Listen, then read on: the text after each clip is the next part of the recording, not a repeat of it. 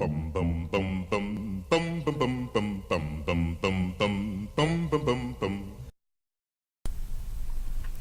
Lesson 4 is about food contamination and foodborne illness.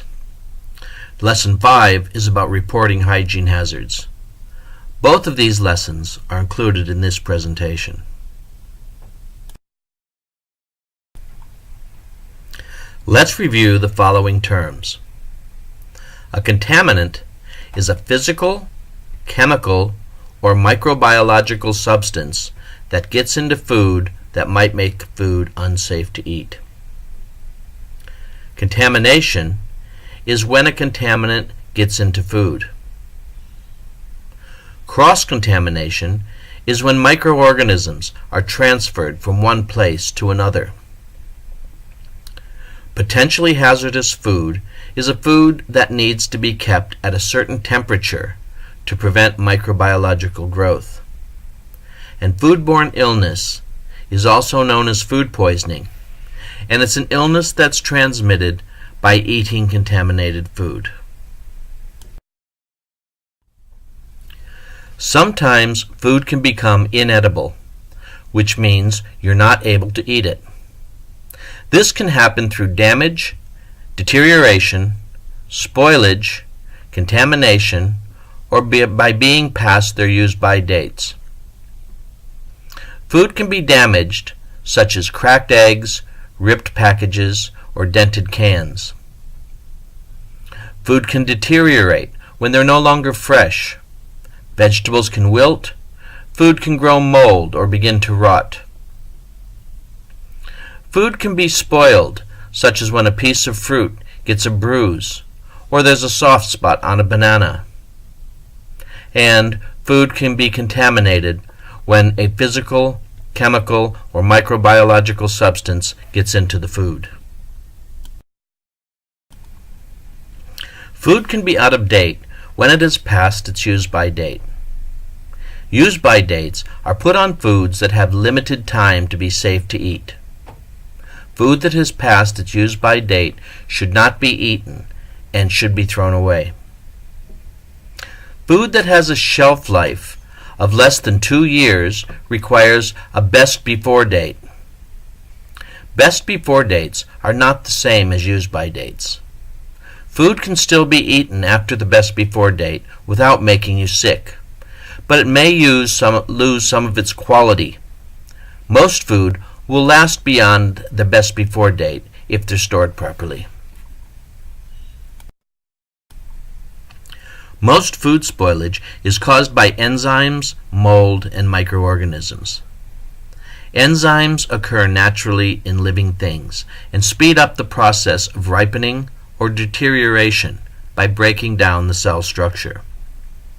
The most common microorganisms that cause food spoilage are viruses, bacteria, and yeasts. Some people have an allergic reaction to certain foods. The things that cause the reactions are called allergens. There are 8 common food allergens: milk, eggs, peanuts, tree nuts, soy, wheat, fish, and shellfish. An allergic reaction can be mild to severe. The most severe allergic reaction is called anaphylaxis. Symptoms of anaphylaxis are swelling of the lips, face, eyes, hives or welts on the skin, and abdominal pain and vomiting. More severe symptoms include swelling of the tongue and throat, and dizziness. Severe anaphylaxis must be treated quickly with an EpiPen, or it could result in death. Let's look at the different causes of food contamination. Physical contamination is when something like broken glass, insects, hair, dirt, metal scourers, rubber bands, plastic wrap, eggshells, or something like that you can see gets into food. Chemical contamination is when chemicals get into food. This can be from pesticides at the farm, or from fly spray in the kitchen, or from detergent that gets into food and doesn't get rinsed from the dishes. Biological contamination is the most common type of contamination and comes from microorganisms that you cannot see without a microscope. These are things like bacteria, viruses, yeasts, and molds. Cross-contamination occurs when bacteria is transferred from one place to another, such as when a cutting board is used for chopping raw chicken and then is used for chopping salad without being cleaned and sanitized first. Or when raw sausages are taken to the barbecue and the cooked sausages are placed on the same plate. Microorganisms need 6 things to survive: food, the correct pH or acidity, time, the right temperature, oxygen, and moisture. We can easily remember these by the acronym FAT-TOM. To prevent food from spoiling, we must remove the things that these microorganisms need. Molds, yeasts, and enzymes all need oxygen to grow. Enzymes react with oxygen and cause vegetables and fruits to change color and to develop off flavors, smells, and textures. Many fruits and vegetables go brown when exposed to air, such as bananas, apples, and potatoes. This is known as enzymatic browning. Molds and yeasts occur naturally in the air. They are nature's cleaning up crew and are very efficient at taking care of old and spoiled foods. Moisture provides a perfect environment for bacteria and molds to grow and multiply. Microorganisms need clean water to grow. Bacteria can cause food to spoil. Food spoilage microorganisms are found in the air, in the soil, and in animal waste. Bacteria that break down fats cause it to go rancid. Bacteria that break down protein in meat can cause it to smell badly. And milk that is kept too long or at the wrong temperature will sour. Heat will destroy most microorganisms. When food is canned, it is heated to levels that kill the microorganisms. If something goes wrong, microorganisms will grow in the can. The can will swell and the food will not be safe to eat. Although freezing food will stop bacteria from growing, some foods, such as some fruits and vegetables, can be damaged by cold temperatures. For example, if lettuce freezes, then thaws, the cell structure will be damaged, and the lettuce will lose its texture. Bacteria require the right temperature to grow. Below -18 degrees, bacteria are not active. They do not grow, and they do not multiply. Between 1 and 5 degrees, bacteria grow slowly. Above 60 degrees, bacteria die. The temperature range between 5 and 60 degrees is known as the danger zone. This is because bacteria multiply rapidly and can grow to dangerous levels within 4 hours in this temperature range. As we learned earlier in the lesson, foodborne illness is also known as food poisoning. It is an illness caused by eating contaminated food. Symptoms are often similar, such as fever, abdominal cramps, diarrhea, headaches, nausea, and vomiting. Some illnesses have much more severe symptoms, which can include bloody diarrhea, miscarriage, breathing difficulties, and even death. The main causes of foodborne illness are consuming food that contains the bacteria, or consuming food that contains the toxins, which are poisons, which have been left by the bacteria, or consuming food that has been in contact with a person with a viral illness. The next 5 slides describe foodborne illnesses that are caused by the bacteria themselves. Pay specific attention to the causes, the symptoms, and how to prevent these foodborne illnesses from happening.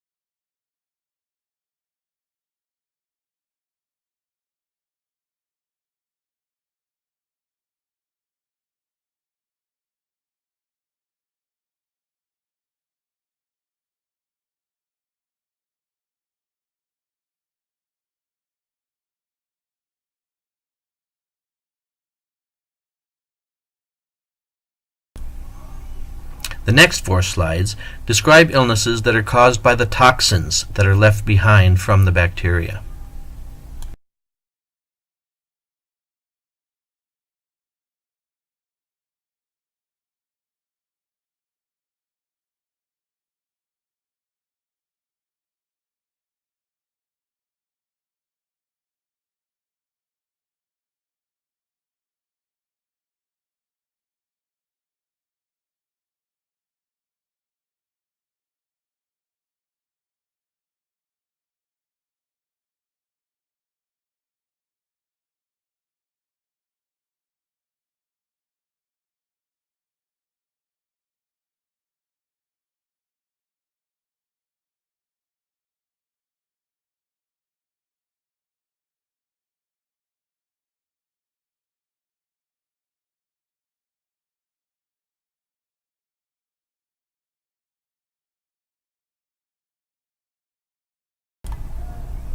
The next 2 slides describe viral illnesses that are transferred to food by unclean conditions or unhygienic food handlers.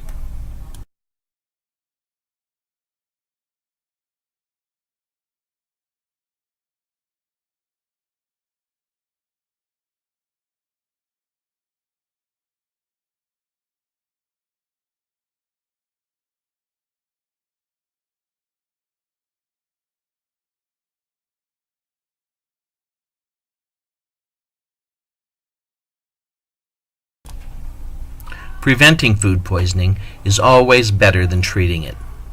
It's important for each employee to reduce any hygiene risks that they're able to. Business policies and procedures must comply with government legislation, and some of these practices reduce hygiene risks.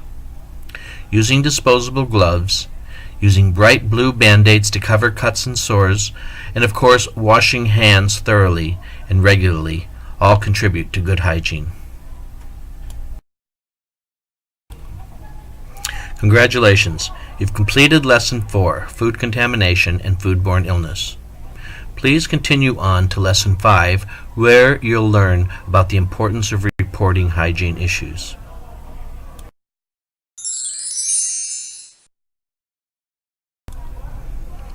If you see any hygiene or food safety related issues, it's your responsibility to report them. You need to report food hazards and associated risks, poor hygienic work practices, personal health issues, and incidents of food contamination. The reports can be formal, informal, written, or verbal. Report hygiene risks that are beyond your control to your supervisor, the cleaning supervisor, or the WH&S committee. Congratulations! You have completed Lesson 5 and have learned about reporting hygiene issues.